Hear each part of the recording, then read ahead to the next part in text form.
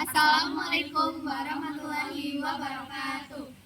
Kami dari kelompok 5 akan menayangkan video daya dengan materi salah satu contoh ulama yang ada di Indonesia. Sebelum itu perkenalan dulu. Saya Almira Syafri, absen 3. Saya Fadia Safira, absen 11. Saya Kesha Putri Nurhani, absen 19. Saya Alatul Hima, absen 2. Saya Elsa Sedian Maharani, absen 9. Saya Nanang Krisnawati, absen 2. Assalamualaikum warahmatullahi wabarakatuh. Waalaikumsalam warahmatullahi wabarakatuh. Alhamdulillahirabbil alamin. Segala puji hanya milik Allah Subhanahu wa taala untuk yang memberikan kita nikmat iman, Islam, kesempatan untuk menghadiri majelis ilmu pada hari ini yang penuh berkah. Semoga Allah menjadikan langkah kita ke sini sebagai amal kebaikan yang diridhoi. Salawat serta salam semoga senantiasa kita panjatkan kepada junjungan kita Nabi Muhammad SAW beserta keluarga dan para sahabat beliau, serta pada seluruh umat Islam yang senantiasa menapaki jalan dakwah yang penuh perjuangan.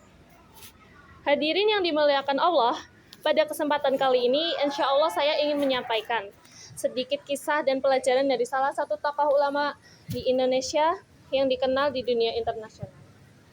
Beliau adalah ulama sufi, pejuang kemerdekaan, dan penyebar Islam yang masyhur. Nama beliau yaitu Syekh Yusuf Abdul Mahasin Tajul Halwati Al-Makassari. Semoga dengan mengenal beliau, kita bisa meneladani semangat keilmuan, perjuangan, dan kecintaannya kepada Allah SWT dan umat Islam. Syekh Yusuf dilahirkan di Goa, Sulawesi Selatan pada tahun 1626 Masehi. Beliau berasal dari lingkungan bangsawan dan sudah sejak kecil dikenal cerdas serta haus akan ilmu agama. Di usia muda, beliau merantau dan menuntut ilmu hingga ke Mekah dan Madinah. Bahkan sempat berguru ke berbagai ulama besar di Yaman, Mesir, dan Suriah. Syekh Yusuf dikenal sebagai tokoh tarekat Halwatiyah, salah satu tarekat tasawuf yang menekankan pada pembersihan hati dan kedekatan kepada Allah Subhanahu wa taala. Namun, beliau bukan hanya seorang sufi yang berdiam di masjid, tapi juga seorang aktivis dakwah yang terjun langsung ke masyarakat, menyebarkan Islam dengan penuh hikmah, cinta, dan kesabaran.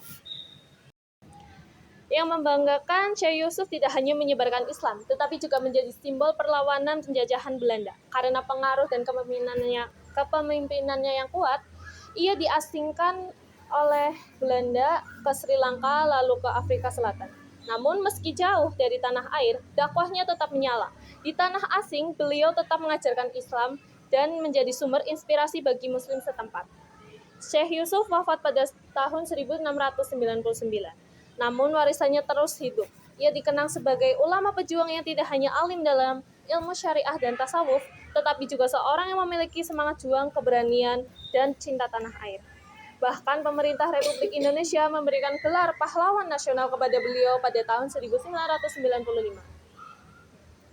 Pelajaran yang bisa kita ambil dari Syekh Yusuf adalah cinta ilmu dan semangat menuntut ilmu sampai ke negeri yang jauh. Kesederhanaan dan keteguhan dalam berdakwah, keberanian melawan penjajah demi kebenaran dan keadilan.